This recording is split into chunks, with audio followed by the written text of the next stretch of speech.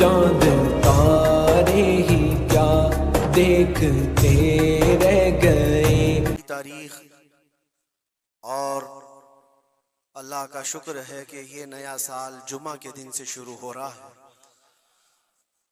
अल्लाह ताला इस नए साल को हम सब के लिए खैर और बरकत वाला साल बनाए। वैसे तो ऐ मोमिनो, साल की शुरुआत ही से मुसलमानों को कुर्बानी का जज्बा सिखाया जाता है। ज़िलहिज्जा के महीने में बहुत बड़ी कुर्बानी, जिसको ज़िब्ह अजीम कहा है कुरान अजीम ने, सैयदना इस्माइल अलैहिस्सलाम की कुर्बानी की याद दिलाई जाती है। और मुहर्रम आते ही शर्क व गर्ब, शुमाल और जुनूब, तमाम तर मोमिनीन के दरमियान एक चर्चा मशहूर हो जाता है। वो सिबत रसूल, लख्ते जिगर बतूल सैयदा फातिमतुज़ ज़हरा के आंखों के नूर सैयदना इमाम हुसैन आज़म रदी अल्लाह तआला अन्हु की कुर्बानी के चर्चे हैं। और मेरे अजीजों, सदियां बीत गई सैयदना इमाम हुसैन की कुर्बानी को लेकर, लेकिन जिक्र अब तक पुराना नहीं हुआ। हर साल मुसलमानों के दरमियान ये जिक्र बड़े जोर शोर से आता है और बड़े एहतमाम के साथ मोमिनीन इसका सुनने का एहतमाम करते हैं। मैं एक चीज आपको बताऊं, कभी किसी ने ये नहीं कहा कि हर साल करबला की दास्तानें क्यों सुनाते। आदमी अगर एक कहानी सुना हो तो दूसरी मर्तबा सुनने का उसको दिल नहीं करता, या अगर बहुत इंटरेस्टेड है तो दूसरी मर्तबा सुन लेगा, तीसरी मर्तबा दिल नहीं करता। लेकिन मुझे बताओ, बचपन से हर साल आप शौक से सुन रहे हैं या नहीं इमाम हुसैन को? और कभी मुकर्रिर से ये नहीं कहते, सुनाने वाले से ये नहीं कहते कि हर साल यही सुनाया जा रहा है, बल्कि मैं ये कहता हूं, हम अगर हर साल करबला की दास्तानें सुनाते हैं तो चलो मान लिया कि कोई मौलवी साहब लोगों ने ये शुरू कर रखा हो, लेकिन ये करोड़ों के अवाम क्या पागल है जो हर साल सुनना चाहते हैं? हकीकत में बात ये है, मैं इसको एक फलसफे से समझाना चाहता हूं। आप कलमा कौन सा पढ़ते हैं? ला इलाहा इल्लल्लाह मुहम्मद रसूल। आपके बाप का कलमा भी यही था, आपके दादा का कलमा भी यही था, परदादा का भी कलमा यही था। सालों पहले भी जाएं तो सहाबा, ताबईन, औलिया का कलमा भी यही था। 14 सदियां बीत गई, हर सदी में यही कलमा। और आज भी हम इस कलमे को एक एक बार नहीं, सैकड़ों मर्तबा पढ़ते हैं, अपने बच्चों को भी यही याद दिलाते हैं। लेकिन कभी ये क्यों नहीं कहते कि ये कलमा बहुत पुराना है, इसी को क्यों पढ़ा जाता है? नया कलमा नहीं आएगा, पुराना है सबको पता है, लेकिन पढ़ने में कभी किसी को उकताहट भी नहीं आती। कलमा तैयबा जो पढ़ता है उसे अंदाजा होता होगा, शौक से उसका विर्द करता है। जहां पर भी जिक्र करके देखें आप ला इलाहा इल्लल्लाह मुहम्मदुर रसूलुल्लाह का, उकताहट नहीं आती, बेचैनी नहीं है, उसमें जिद्दत है, उसमें नयापन है। ये कलमा हर सदी का है, हर जमाने का है।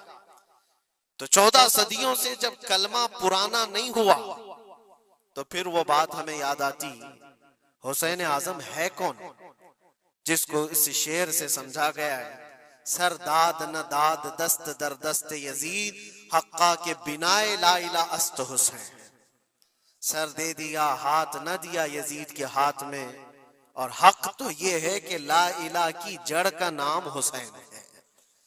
तो ला इला की जड़ का नाम, ला इला की बुनियाद का नाम हुसैन है। तो जिस तरह कलमा पुराना नहीं होता, इसी तरह हुसैन का तज़किरा भी कभी पुराना नहीं होता।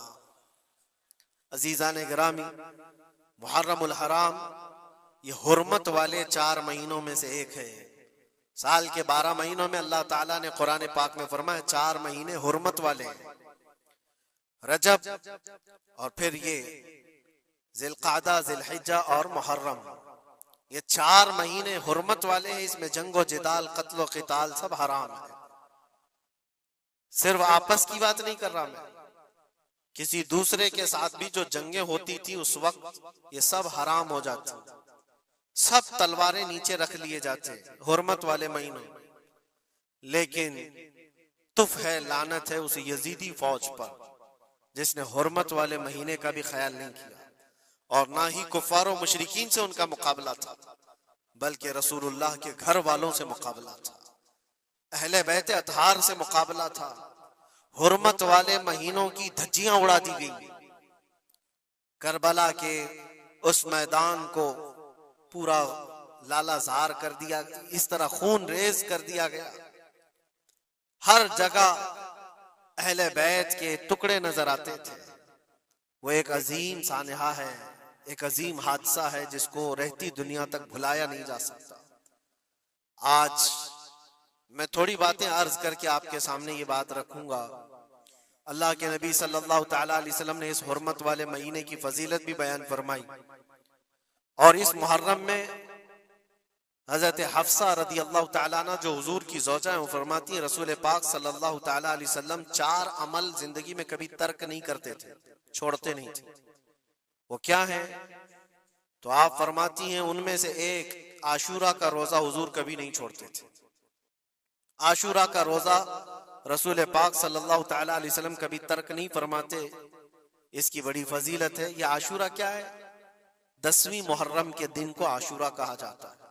बड़ा तारीखी दिन है और बल्कि अल्लाह के नबी सल्लल्लाहु अलैहि वसल्लम ने यह भी फरमाया क़यामत भी इसी दिन को आने वाली है। 10 मुहर्रमुल हराम होगी और जुमा का दिन ही होगा जिस दिन सूर फूंका जाएगा और पूरी दुनिया फना कर दी जाएगी और क़यामत का मंजर कायम हो जाएगा।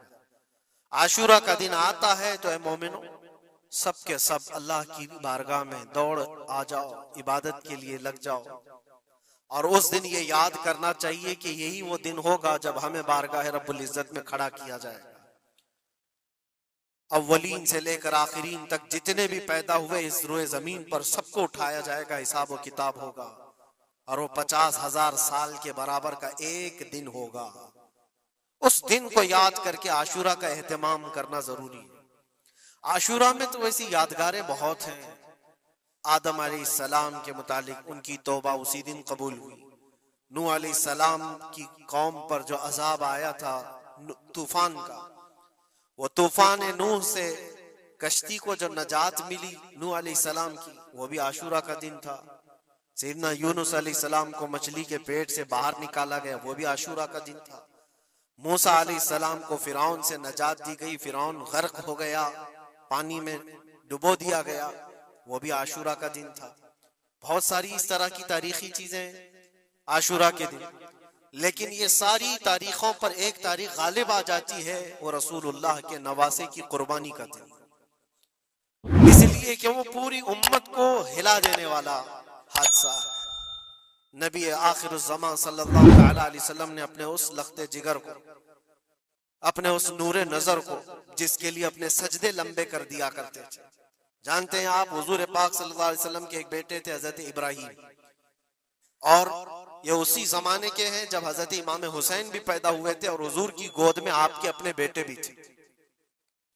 हुजूर सल्लल्लाहु तआला अलैहि वसल्लम के वो एक ही बेटे हैं जो 6 महीने तक जिंदा रहे।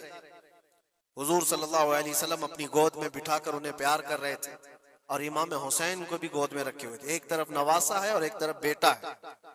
जिब्राइल अमीन ने आकर के अर्ज किया अल्लाह के नबी सल्लल्लाहु अलैहि वसल्लम से, कहा रब तबारक व तआला की मंशा ये है कि इन दोनों में से आप किसी एक ही को रख सकते हैं। अल्लाह के नबी सल्लल्लाहु अलैहि वसल्लम ने इमाम हुसैन पर अपने बेटे को कुर्बान कर दिया। कहा है जिब्राइल हुसैन को रहने दो, इसलिए कि ये मेरी आंखों का भी नूर है और फातिमा की आंखों का भी नूर है। फिर चंद ही दिन के बाद हजरत इब्राहिम का इंतकाल हो गया। आप अंदाजा करें जिस हुसैन आजम के लिए रसूल पाक सल्लल्लाहु अलैहि वसल्लम ने अपने बेटे को कुर्बान किया और मदीने की गलियों में जिसको अपने कंधों पर उठाकर सवार करते थे, इमाम हुसैन हुजूर के सल्लल्लाहु तआला अलैहि वसल्लम के कंधों पर सवारी किया करते थे। दोषे नबुव्वत जिनकी सवारी हो, अंदाजा कर सकता है कोई?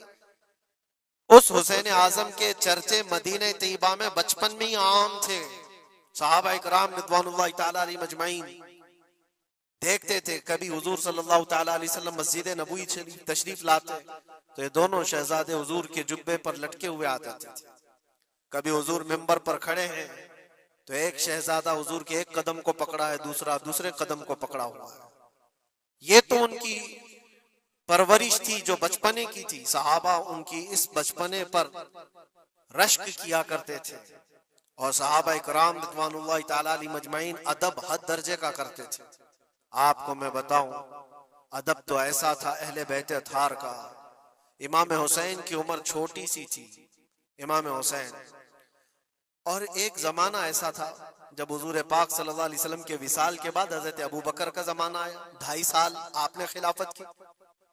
फिर उसके बाद हजरत उमर का दौरे खिलाफत शुरू हुआ, और हजरत उमर के दौरे खिलाफत को कौन नहीं जानता। ऐसे रोबो दबदबे वाला खलीफा के लोग उनकी हैबत से कांपते थे। कैसर और किसरा कांप रहे होते थे, बड़ी बड़ी फौजें थर्राती थी उस नाम से, हजरत उमर के नाम से। उनके दौरे खिलाफत में एक बार ऐसा हुआ था कि हजरत उमर के बेटे हैं अब्दुल्ला, और उनका और हजरत इमाम हुसैन का बचपन में कुछ झगड़ा हो गया।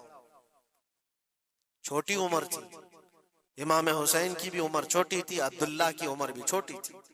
दोनों तकरार करते रहे, कुछ न कुछ बातचीत हुई होगी। तो हजरत हुसैन ने हजरत अब्दुल्ला को गुस्से में यूं कहा, तू क्या मुझसे बहस करता है, तेरा बाप तो मेरे नाना का गुलाम था, खलीफा वक्त हैं वो, और उनको इस तरह से कहा तेरा बाप आज जो खलीफा है वो मेरे नाना का गुलाम था। हजरत अब्दुल्ला को ये बात लगी, कहा मैं ये शिकायत अमीरुल मोमिनीन से करूंगा। वो दौड़ करके आए, खलीफा वक्त है जिसके सामने खड़े होने के लिए अच्छे अच्छे कांप जाते थे। बेटे ने आकर के कहा हजरत उमर फारूक से कि अब्बा आज मेरी हुसैन से तकरार हुई और झगड़े में उन्होंने मुझे यूं ताना मारा कि तेरा बाप मेरे नाना का गुलाम था। हजरत उमर उतर आए कुर्सी से और कहा क्या हुसैन ने ऐसा कहा? कहा बिल्कुल ऐसा ही कहा। तो हजरत अब्दुल्ला कहते हैं अब्बा का जलाल देख करके मैं समझ गया कि हुसैन को सजा मिलेगी। कहा जाओ हुसैन को बुला लाओ, हुसैन को बुला लाओ, उन्होंने ये कहा है मैं सुनना चाहता हूं। हजरत अब्दुल्ला दौड़े हुए गए, चंद और लोग भी साथ में आ गए कि हुसैन की पेशी हो गई है खलीफा वक्त के दरबार में। अमीरुल मोमिनीन उमर इब्न खत्ताब ने तलब किया है। हजरत हुसैन आए और वो शहजादे के अंदर जो रोबो दबदबा है, जलाल है, जमाल है, वो बचपने से कायम है। रसूलुल्लाह सल्लल्लाहु अलैहि वसल्लम का लुआब पाक जिसने पिया, खलीफा वक्त के सामने आकर खड़े हुए। हजरत उमर ने पूछा हुसैन मेरे बेटे को क्या आपने ऐसा कहा है कि तेरा बाप मेरे नाना का गुलाम था? हजरत हुसैन ने कहा हाँ मैंने कहा है। डर किस बात का, खौफ किस बात का? जो कहा है वो कह रहा हूं, हाँ मैंने कहा। हजरत उमर ने कहा कैसे कहे बताओ, किस तरह से तुमने कहा था, बोल के बताओ। हजरत हुसैन ने कहा मैंने अब्दुल्ला से ये कहा तेरा बाप मेरे नाना का गुलाम था। हजरत उमर ने कहा और एक बार बोलो। हजरत हुसैन ने फिर कहा अब्दुल्ला तेरा बाप मेरे नाना का गुलाम था। हजरत उमर ने कहा और एक बार बोलो। 3 बार बोलने के बाद उनके दोनों बाजू पकड़ करके घुटने जमीन पर टेक दिया। हजरत अमीरुल मोमिनीन कहते हैं मेरी बख्शिश के लिए तुम्हारे जुमले ही काफी हो गए। आपने जो मुझे सनद दी है ए हुसैन, बस ये जुमला कल क़यामत के दिन भी कह देना, जब मेरा हिसाब हो रहा हो तो इतना कह देना अब्दुल्ला का बाप उमर मेरे नाना का गुलाम था। इसलिए कि रसूल करीम सल्लल्लाहु अलैहि वसल्लम ने फरमाया है अल हसन वल हुसैन सय्यदा शबाब अहलिल जन्ना, हसन और हुसैन जन्नती जवानों के सरदार हैं। ये जिसे इजाजत दे दे वो जन्नत में चला जाएगा, जिसे ये कह दे वो कि ये मेरे नाना का गुलाम है। मुझे बताओ मेरे अजीजों, उस हुसैन आजम की बात मैं कर रहा हूँ, वक्त का बारौब खलीफा अमीरुल मोमिनीन उमर इब्न खत्ताब जिनके सामने घुटने टेक करके बैठे और कहे ये जुमला दोबारा कहो, उनका मकाम क्या हो सकता है? हद दर्जे का अदब सहाबा इकराम के अंदर था। और एक मर्तबा ऐसा भी हुआ था, हजरत उमर मिंबर पर खड़े थे, हजरत इमाम हुसैन अपने घर से दौड़ते हुए आए। ये वो मंजर था जब उन्होंने अपने नाना को मिंबर पर खुतबा देते हुए सुना है, जमाना उन्होंने आंखें खोली हैं हुजूर की गोद में, बचपना पाया है रसूलुल्लाह के घर में, और देखा है सबसे पहले खुतबा देते हुए तो अपने नाना को देखा था। लेकिन जब रसूल करीम सल्लल्लाहु अलैहि वसल्लम की वफात हो गई तो पूरा अंधेरा सा छाया हुआ था। हजरत इमाम हुसैन, उनके मुतालिक है कि एक बार हजरत उमर मिंबर पर खड़े थे, वो दौड़ते हुए आए मस्जिद में। हजरत हुसैन को ऐसा लगा कि रसूलुल्लाह खुतबा दे रहे हैं। वो यादें कहां से जाती जो रसूलुल्लाह को खुतबा देते हुए देखा था। दौड़ते हुए आए, देखा उमर फारूक खुतबा दे रहे हैं, तो चीख करके कहा कि आप मेरे नाना के मिंबर से उतर जाओ, ये मेरे बाप का मिंबर है, अपने बाप के मिंबर पर जाओ, तुम्हारे बाप के मिंबर पर जाओ। हजरत उमर उतर गए, ये नहीं कि खुतबा कायम रखा, फौरन उतर आए और शहजादे को पकड़ करके रोने लग गए। सच कहा है हुसैन, ये मिंबर तो तुम्हारे घर का ही है, ये मिंबर तुम्हारे बाप का है, तुम्हारे नाना का है, और उन्होंने ये इज्जत बख्शी है हमें कि हम इस मिंबर पर खड़े होते हैं। अगर आप इजाजत दें तो मैं खुतबा दूं, वरना मैं यहीं बैठा रहूं। ये मकाम था इमाम हुसैन का, बचपने की बात कर रहा हूं। फिर उन्होंने कहा आप खुतबा दें। हजरत उमर खुतबा देने लगे। अजीजा ने गिरामी, रसूल करीम सल्लल्लाहु ताला अलैहि वसल्लम के उस अजीम खानवादे की बात कर रहा हूं। दुनिया ने इमाम हुसैन की दास्ताने करबला की बहुत सुनाई, और हम भी सुनाते रहे और सुनते भी रहे। वो तो आखिरी वक्त की कुर्बानियां हैं। जब आपकी जिंदगी पाक तमाम होने को आई, उस वक्त तो करबला में पहुंचे, लेकिन आपकी इब्तिदाई जिंदगी और आपकी जवानी, ये सब मामलात हर नौजवान के सामने होना चाहिए। अगर नौजवान आज हमारा ये कहता है कि मेरा आइडियल हुसैन है, तो उसको हुसैन की जिंदगी पढ़ना चाहिए। अगर वो पढ़ेगा तो यजीदियों की तरह जीना छोड़ देगा, जीने का तरीका यजीदियों की तरह, और नारे हुसैन के हों तो ये जमीन और आसमान का फर्क है मेरे अजीजों। सैयदना इमाम हुसैन रज़ी अल्लाह तआला अन्हु के घराने की बात मैं आपको कहूं। एक बार हुजूर पाक सल्लल्लाहु तआला अलैहि वसल्लम हजरत फातिमा के घर तशरीफ लाए थे। ये कौन सा वक्त था मैं आपको बताऊं। बच्चे दोनों बीमार थे, इमाम हसन और इमाम हुसैन। तो हजरत फातिमा ने मन्नत कर ली थी कि अगर ये बच्चे सेहतयाब हो जाएं तो 3 रोजे रखेंगे। हजरत अली ने भी मन्नत कर ली। तो उसके बाद बच्चे सेहतयाब हो गए तो रोजे रखे। हजरत अली रज़ी अल्लाह ताला अन्हु, दामाद रसूल, असदुल्लाह अल गालिब, शेर खुदा जिनको कहते हैं, फातह खैबर शिकन और फातह खैबर, सैयदना अली इब्न अबी तालिब रज़ी अल्लाह ताला अन्हु एक खजूरों के बगीचे में काम किया करते थे, और मजदूरी में सिर्फ 2 दिरहम आपको मिलते थे। वो 2 दिरहम ऐसे कि उससे मदीने में इतना आटा मिलता था जिससे 5 रोटियां बन सकती थी। ये दिन की मजदूरी थी उनकी। दिन भर काम करके आते, रोजा रख करके गए थे, काम करके 2 दिरहम मजदूरी में ले आए, और उसके बाद आटा खरीद कर लाए और कहा फातिमा रोटियां बना लो। 5 लोग थे घर में, हजरत फातिमा, हजरत अली और आपकी एक कनीज फिदा, और हजरत हसन और हुसैन रज़ी अल्लाह ताला अन्हुम। 5 रोटियां बनी थी, और शाम में इफ्तार के लिए बैठे थे। तो ऐन इफ्तार के वक्त एक मिस्कीन दरवाजे पर आता है, वो कहता है ये अहले बैत का घराना है, मैं बहुत भूखा हूं, क्या मुझे कुछ खिलाया जा सकता है। हजरत फातिमा ने 5 रोटियां उठाकर उसकी झोली में डाल दी, एक भी नहीं रखा, और पानी पीकर इफ्तार कर लिया। क्या ये कर सकता है हम में से कोई? इफ्तारी के वक्त हमारे सामने रखा हुआ सामान इधर से उधर होने नहीं देते। कोई तुम्हारा शरबत थोड़ा सा उठा ले तो देखो पारा कितना चढ़ जाता है। इफ्तारी के वक्त तो सबको भूख शिद्दत की लगी रहती, और उस वक्त घर में जो मौजूद है वो उठा के दे देना। मिस्कीन तो लेकर चला गया, और ये पानी से इफ्तार करके रह गए। रात को इसी पानी से सहरी, दूसरा रोजा था। हजरत अली मजदूरी पर गए, फिर वही मजदूरी, और आटा लाए, 5 रोटियां बनी, और इफ्तार में बैठे थे कि एक यतीम बच्चा आ गया जिसके माँ बाप नहीं थे।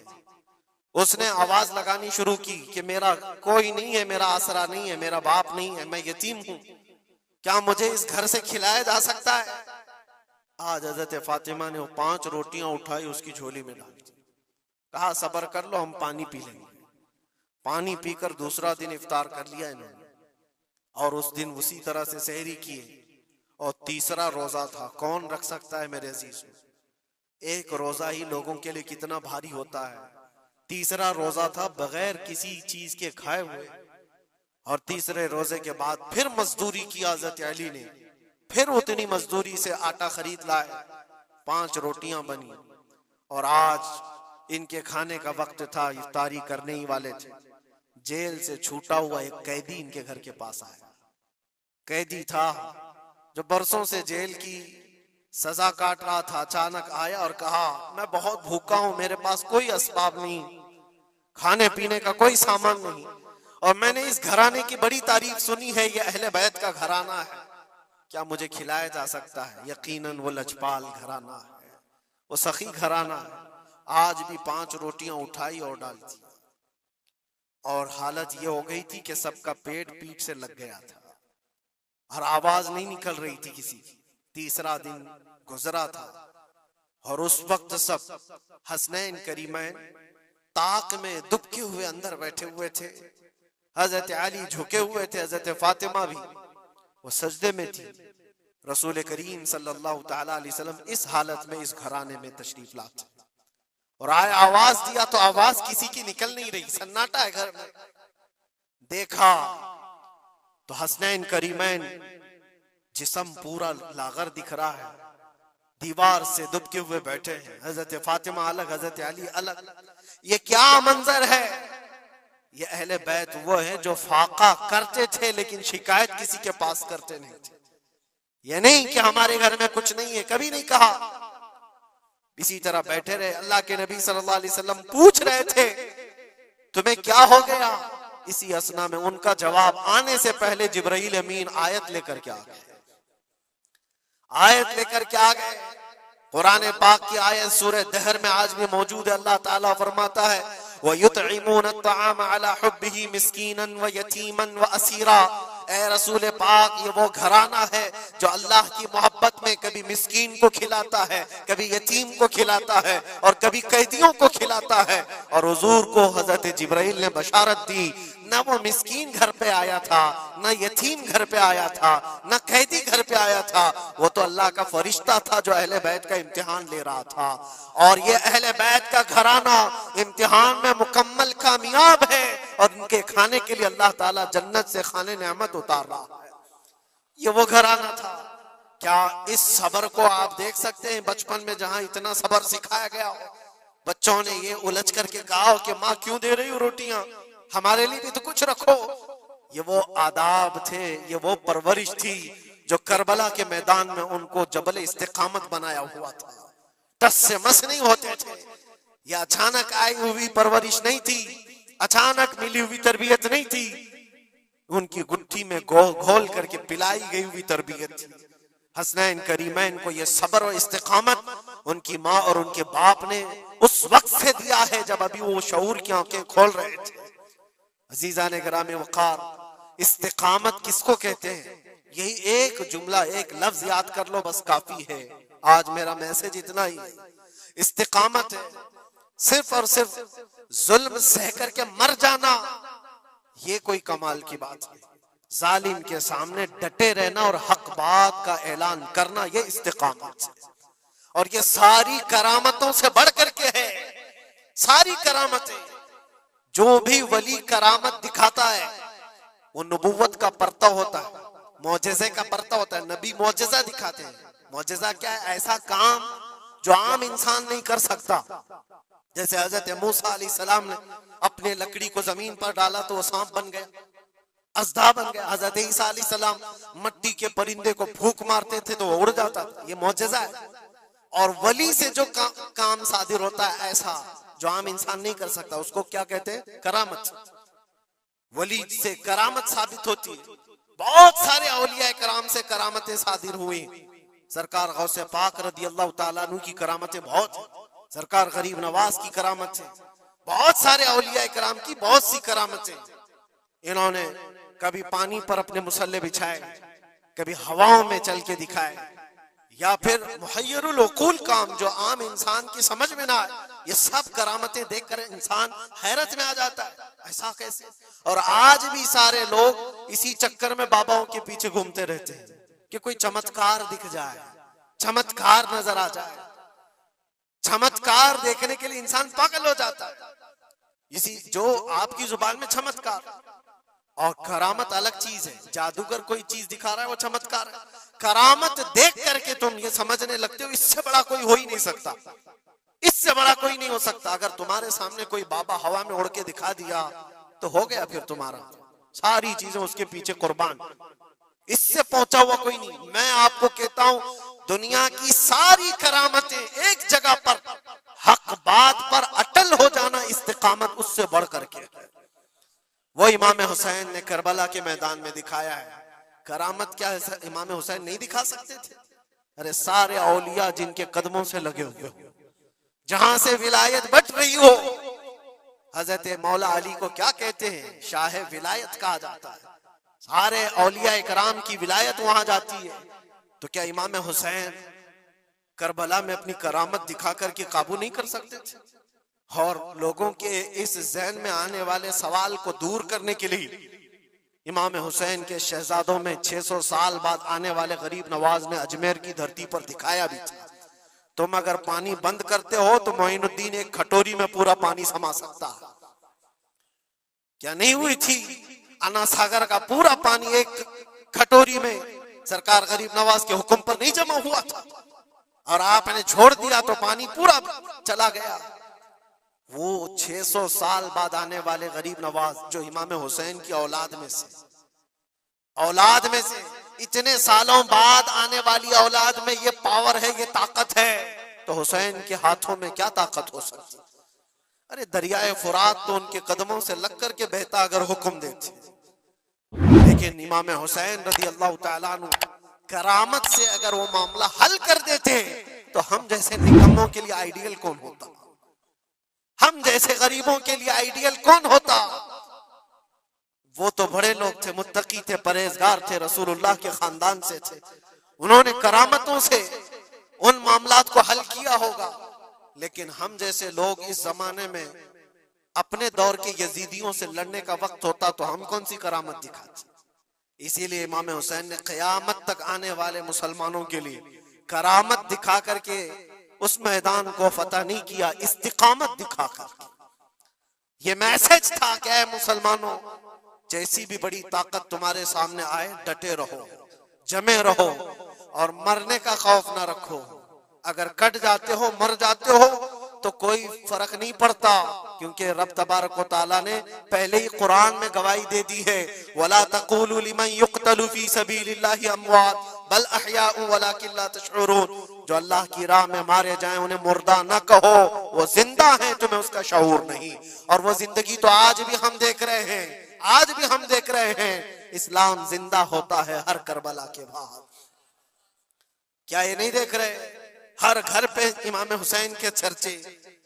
जलने वाले होंगे, कुड़ने वाले होंगे, लेकिन उनको उंगलियों पे गिना जा सकता है।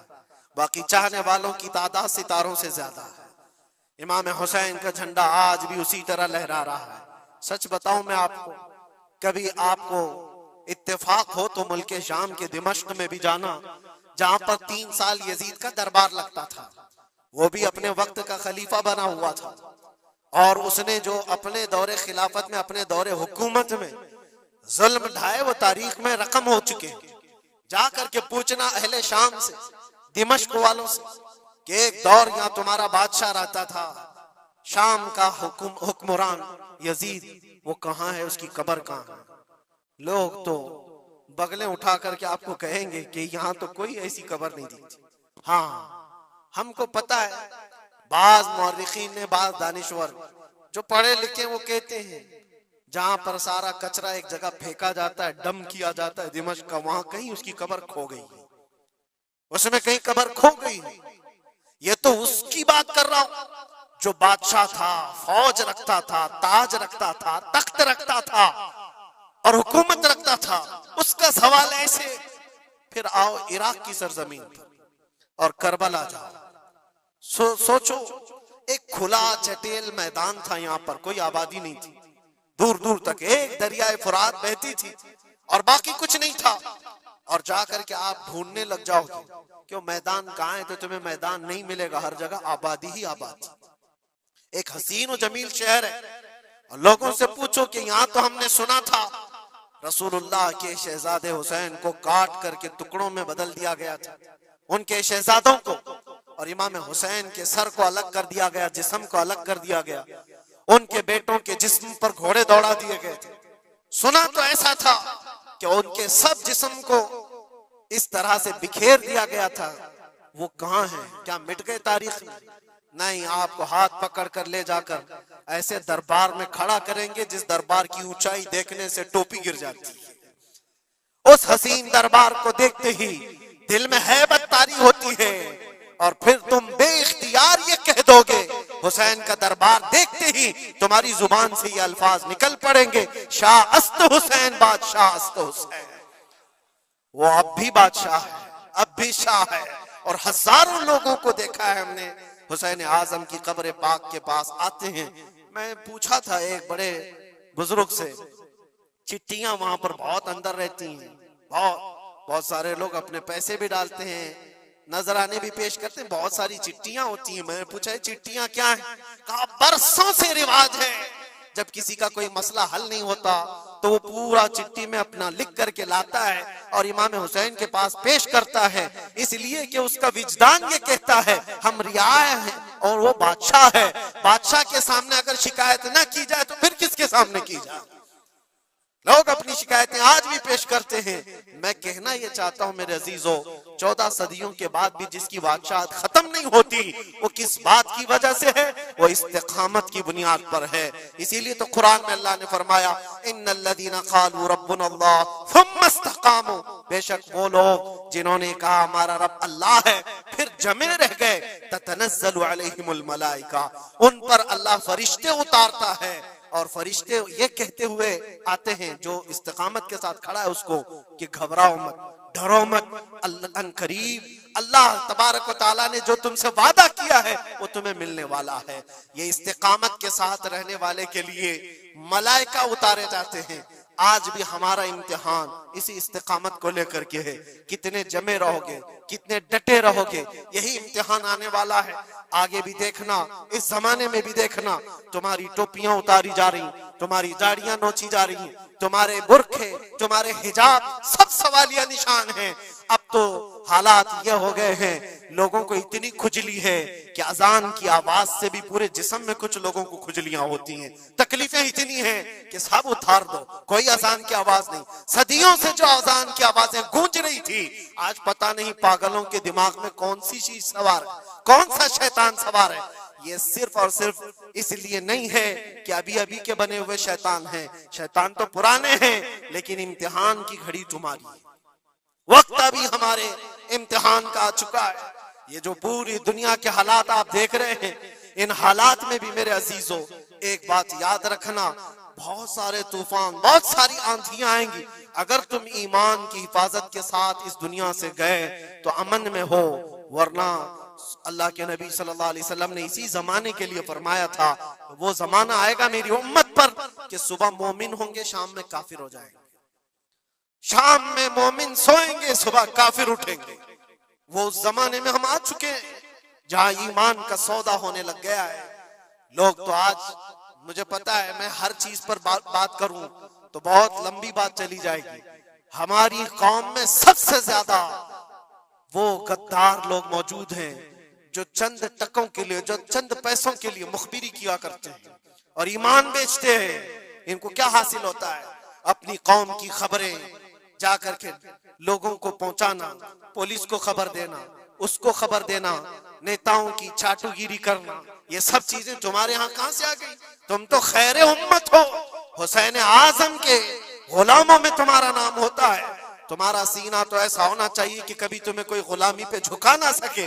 लेकिन जो लोग गुलामी को पसंद करके तलवे छाटना चाहते हो, याद रखना इस दुनिया में भी जिल्लत है, आखिरत में भी बड़ी जिल्लत है। बहुत बड़ी जिल्लत का तौक उठा करके उठाए जाएंगे। इसीलिए बाज आओ, ऐ नौजवानों, मैं आपसे कहता हूँ, लालच पर पैसों पर, थोड़ी सहूलत देने पर अगर तुम बिक जाते हो तो तुमसे ज्यादा इस रूए जमीन पर कोई बदनसीब नहीं होगा, कोई बदनसीब नहीं होगा। आपको पता है मुनाफिकीन के रद में अल्लाह ने कितनी आयतें उतारी, और कुरान में अल्लाह ने फरमाया इन्नल मुनाफिकीन फी दरकिल अस्फली मिनन नार, बेशक मुनाफिकीन जहन्नम के सबसे नीचे हिस्से में होंगे, सबसे ज्यादा अजाब में होंगे। कौन है वो मुनाफिक? जो चेहरे से मुसलमान दिखते हो, अंदर से काफिर होते हैं। ये दगाबाज, धोखेबाज। आज पता है आपको ईरान की इस लड़ाई में सबसे ज्यादा उसे नुकसान किस चीज से हुआ था? मैं उस जंग पर बात नहीं कर रहा, लेकिन इस मुकाबले को आप अपने सामने जो पेश आ रही है उन हालात को देख करके समझो। सबसे ज्यादा यहूदियों की तरफ से नहीं, उनकी कौम में मौजूद उनके गद्दारों से था, जिन्होंने जगह जगह बम उड़ाए, जगह जगह इजराइल का काम किया वहां पर। ये सारे हर जमाने में होते हैं। उनको क्या फायदा था? उनको क्या चीज मिलने वाली थी? बस थोड़े से पैसे या थोड़ी सी सहूलतें या थोड़ा सा दुनिया का ऐश मिलता। ये हर जमाने में होता है। ये तुम्हारी जिंदगी में कभी ऑफर आए तो ठुकरा देना, इसलिए कि रसूलुल्लाह से गद्दारी कभी नहीं करना। हुजूर पाक सल्लल्लाहु ताला अलैहि वसल्लम को कब्र में भी तुम्हें मुंह दिखाना है और हशर में भी मुंह दिखाना है। आज तुम्हारी दुश्मनी भी अगर किसी मुसलमान से हो जाए तो उसकी खबरगिरी करना या उसकी जासूसी करके दूसरे तक पहुंचाना, ये सख्त कबीह काम है, बहुत ही बुरा फेल है। इस अल्लाह ताला की इस पर लानत है जो इस तरह के कामों में मसरूफ है। गद्दारों से बहुत बड़ा नुकसान है। आज इस्तिकामत की बात मैं कर रहा हूं, ऐसे हालात भी तुम्हारे साथ आएंगे, तुम्हारे अपने टूट जाएंगे, बिखर जाएंगे, लोग छोड़ करके गद्दारी करेंगे। आपको मैं बताऊं, मैं कैद की हालत में था, 22 दिन तक मुझे इधर से उधर घुमाया जा रहा था इन्वेस्टिगेशन के नाम पर। ऐसा लग रहा था कि ये बहुत बड़ा कोई आतंकवादी पकड़ करके लाए, पूरा जुलूस लेकर के घूम रहे। अरे दो जुमले क्या बोले जिसकी बुनियाद पर इतने सारे तुमने घुमा दिए सारी चीजें। मैं कभी बोलता नहीं इस चीज पर, आज मैं आपको बता रहा हूं। मेरे सामने बैठा हुआ ऑफिसर जो इन्वेस्टिगेशन कर रहा हो, उसे तो 5 चीजें मालूम थी, वो ये चीजें पूछ रहा है, लेकिन सामने मुझे खुद उसने बताया। थोड़ी देर के बाद मैसेज आता है, फिर मैसेज आता है, फिर मैसेज आता है, और वो हंस रहा है और कह रहा है मुफ्ती साहब ये देखो आपके फला हजरत ने मैसेज दिया, आपकी इस तकरीर की क्लिप को भेजी है, ये भी पूछो उनसे, ये भी पूछो उनसे। मुझे सब पता है, मैं कभी इस चीज को इजहार में नहीं लाऊंगा, लेकिन इसका इंसाफ अल्लाह की बारगाह में होगा, अल्लाह की बारगाह में फैसला होगा। और जब रसूलुल्लाह के दरबार में हम खड़े होंगे तो देखना हम किसके साथ होंगे और तुम किसके साथ खड़े रहोगे। देखना इस बात को। एक बंदा रसूलुल्लाह की इज्जत के लिए कुफार और मुशरिकीन के नरगे में बैठा हो और तुम अपनी रोटियां सेकने के लिए उसके सामने हमारी जासूसी करते हो और उससे कहते हो किसी हालत में छोड़ना मत, किसी हालत में छोड़ना मत। और वो लोग जानते हैं और वो कहते हैं आप घबराओ मत, हम तो अपना प्रोसेस करेंगे। और ऐसे लोग हमारे पास बहुत सारे हैं जो भेजते रहते हैं, हम तो अपना काम ही करेंगे। लेकिन मेरे अजीजों, वो काम अपना कर रहे होंगे लेकिन दिल पर छुरियां चलती हैं। ये कौन से लोग हैं? किस नबी का कलमा पढ़े हुए लोग हैं? तुम्हारे लिए रसूलुल्लाह की नामूस भी कोई माने नहीं रखती, हुजूर पाक की इज्जत भी कोई माने नहीं रखती। इस चीज से आज पूरी कौम परेशान है। बड़ी बड़ी जंगें इसीलिए हारी जाती हैं जब कौम के अंदर मुनाफिकीन मौजूद होते हैं। आज इस चीज के अपने दिल को भी पाक रखो। हमने तारीख देखी है, टीपू सुल्तान यूं ही नहीं मरे थे। टीपू सुल्तान को अंग्रेजों के हाथ में देने वाला भी गद्दार मौजूद था, मुसलमान था। ये सारी गद्दारियां आज जो आई, कितने तो ऐसे हैं पहले ही से जाकर के कह दे मस्जिद में ये हो रहा है, मस्जिद में ये हो रहा है। याद रखना कयामत के दिन तुम्हारे चेहरे काले होंगे, अल्लाह की बारगाह में पकड़े जाओगे। वमन अज़लमु मिम्मन मनअ मसाजिदल्लाहि अन युज़करा फ़ीहा इस्मुहु व सआ फ़ी खराबिहा। अल्लाह फरमाता इससे बड़ा जालिम कौन जो अल्लाह की मस्जिदों में अल्लाह का जिक्र करने से रोकता है? इससे बड़ा जालिम कौन है? और वो सब जालिम आज देखने को आ रहे हैं। बहरहाल खुलासा कलाम ये है मेरे अजीजों, हम हुसैनी ईमान रखते हैं और हुसैन की तरह अल्लाह की बारगाह में दुआ भी करते हैं कि मौला सारी कुर्बानियां हो जाएं मगर ईमान का सौदा करने की नौबत कभी ना आए। रब तबारक व तआला हमारी हिफाजत फरमाए कि हमारे जिस्म के छितड़े हो जाएं, मगर मौला तेरे हबीब पाक की इज्जत और उनकी मोहब्बत बाल बराबर भी हमारे दिल में फर्क आने ना पाए, बाल बराबर भी फर्क होने ना पाए। अपनी औलाद को भी यही तालीम देकर जाओ, यही तालीम देकर जाओ। करबला सुनने का मतलब ये नहीं है माथा पीट लिया, सीना पीट लिया, रो धो करके उठ गए। रोना तो सबको आसानी से आ जाएगा, लेकिन हुसैन के उस मैसेज को अपने बच्चों में ऐसा पिला करके जाओ कि तुम्हारे दौर में भी यजीद आएंगे, तुम्हारे दौर में भी यजीदी फितने होंगे। उस वक्त मेरे बेटे चूड़ियां पहनकर घर में ना बैठना, यजीदियों का मुकाबला करने के लिए हक बात का ऐलान करना। मुझे याद है मेरी बात, मैं जिस वक्त अपने घर से दिल्ली के लिए निकल रहा था तो मेरी माँ ने यही कहा था, ना वापस आओ तो कोई बात नहीं, हमें यकीन है कि अल्लाह के रास्ते पर जा रहे हैं। अल्लाह तबारक व तआला इस इस्तिकामत को हर घर में अता फरमाए। हुसैन आजम का जज्बा अल्लाह ताला हमारी औलाद में अता फरमाए। व आखिर दावाना अनिल हम्दुलिल्लाहि रब्बिल आलमीन। अस्सलामु अलैकुम।